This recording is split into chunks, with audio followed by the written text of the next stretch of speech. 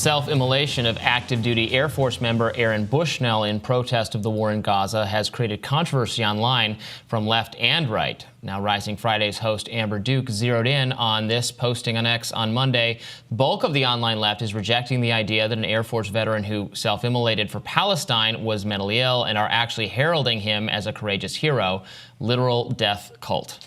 Meanwhile, another user on X said their blood was boiling after MSNBC's Andrea Mitchell reported Bushnell was protesting the Israel-Hamas war and flashed the suicide hotline during the news segment, suggesting that Bushnell's protest could be chalked up to mental illness. An anonymous group of self-identified Biden-Harris staffers mourned the death of Bushnell, writing, 2 U.S. citizens have self-immolated over the U.S.-backed Israeli genocide in Gaza. The group urged President Biden to forcefully support a permanent ceasefire. Now, this isn't all left versus right on this issue. Commentator Candace Owens tweeted, "Rest in peace, Aaron Bushnell. Thank you for years of service to the United States of America. May your family find peace in this tragedy. Thank you to all the men and women that currently or have ever served this country. The burdens you carry are too often overlooked." Perhaps the most interesting response came from Hamas, writing in a statement celebrating Bushnell and condemning the Biden administration. Hamas wrote, quote, "We express our deepest condolences and our full solidarity with the family and friends of the American pilot Aaron Bushnell, whose name has been immortalized as a defender of human values and the oppression of the Palestinian people who are suffering because of the American administration and its unjust policies." And one other element of the controversy surrounding this in the last day or so is the media coverage itself. We touched on it with the Andrea Mitchell segment, but notably in the immediate aftermath of Aaron Bushnell's death, coverage of it managed to exclude the reason why he was protesting, the words he said as he live streamed walking up to lighting himself on fire. And the fact that it was done in protest of the war, the siege on Gaza, and that he was shouting "Free Palestine" until he could shout no more. The New York Times has framed it as a man set himself on fire outside the Israeli embassy in Washington, and the police said the man was taken to a hospital with life-threatening injuries. And people pointed out that the New York Times is able to cover self-immolation stories, building the politics into the coverage. And they did so when they were covering a story about a Russian journalist who did so protesting. The Russian government writing, in contrast, Russian journalist sets herself on fire and dies, blaming government. The self-immolation by the journalist Irina Slavina, 47, a longtime Kremlin critic, came a day after the authorities in her hometown of Nizhny Novgorod had searched her apartment. So there really does seem to be some asymmetry here, an almost purposeful exclusion of the politics underlying Bushnell's actions. Sure, and I would say that the media should be transparent and should accurately report the circumstances of what happened, just as we search for manifestos and reasons in cases of mass shootings or things like that. The public, the readers, demand greater contextualizations for actions taken, and what can we do but demand that the media be truthful about that? So I certainly think they should explain what his last words were, what his rationalization was for his actions. All that said, and you may not like what I have to say about this, I'm just tremendous. I have sorrow for this course of action. Suicide is a horrible thing for not just obviously for the person who died under agonizing circumstances, that should not be left out of this is one of the worst ways you can die. And then to have friends and family members have to live with the grief of that.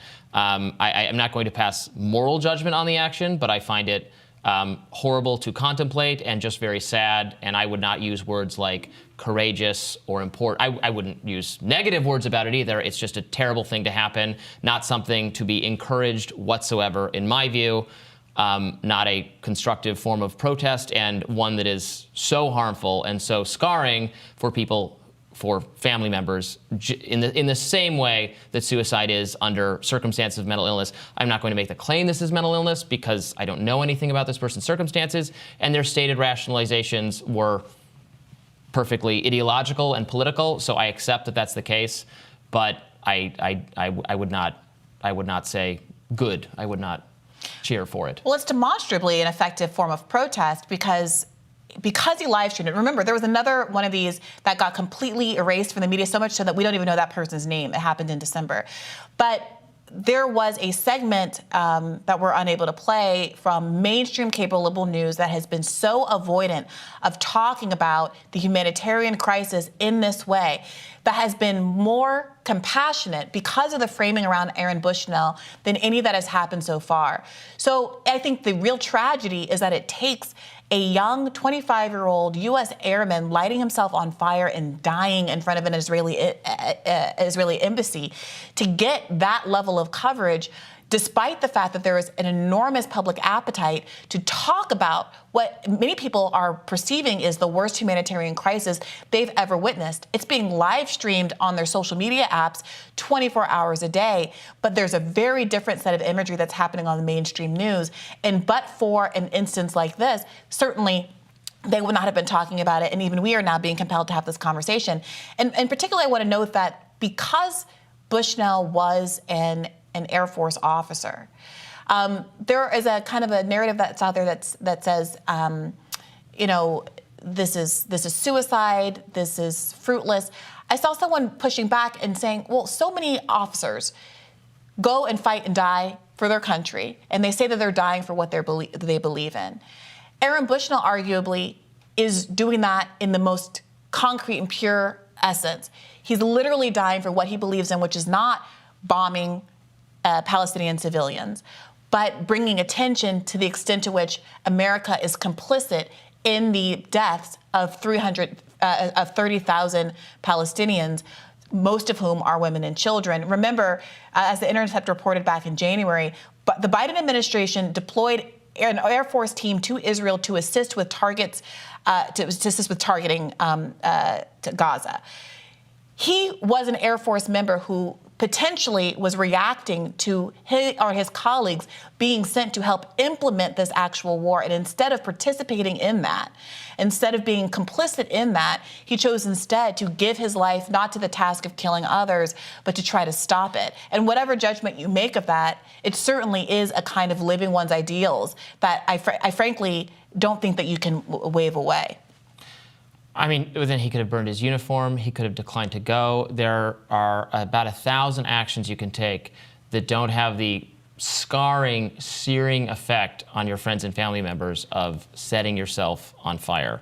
So, that's my perspective. I appreciate yours. There's been some really interesting reporting about how Aaron Bushnell lived his life and his values. Apparently, he'd recently moved to Akron, Ohio, where he participated in public service, and the community members who served with him there described him as dependable and persistent in the mutual aid work he did in a city that was still new to him. That was at a food distribution center that he worked at. And just to close off, this was in the words of Caitlin Johnson, who a journalist who opined on the CNN segment about Aaron Bushnell, whose last words were read on CNN.